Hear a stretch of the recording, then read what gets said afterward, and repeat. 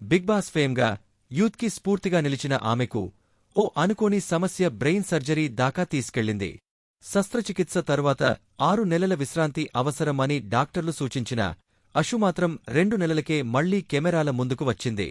తాజాగా ఆమె ఆస్పత్రిలో చికిత్స పొందుతూ ఉన్న సమయంలో తీసిన వీడియోను ఇన్స్టాగ్రామ్లో షేర్ చేసింది. ఆ వీడియోలో ఆమె ముఖంలో నొప్పి కనిపించింది కాని మాటల్లో మాత్రం భావోద్వేగం. ఓ టీవీ షోలో మాట్లాడుతూ ఆపరేషన్ టైంలో తలపై జుట్టు తీయడం జరిగినప్పుడు అద్దంలో తనను చూసుకుని ఇక నా కెరీర్ అయిపోయింది అనిపించిందని, కాని నమ్మకంతో మళ్లీ ముందుకు వచ్చానని తెలిపింది. డబ్స్మాష్ వీడియోలతో సోషల్ మీడియాలో వెలుగులోకి వచ్చిన అషు రామ్ గోపాల్ వర్మ ఇంటర్వ్యూతో హైలైట్ అయింది. ఆ తర్వాత బిగ్ బాస్ సీజన్ 3 ఓటీటీలో బిగ్ బాస్ నాన్స్టాప్లో పాల్గొని అభిమానులను సంపాదించింది.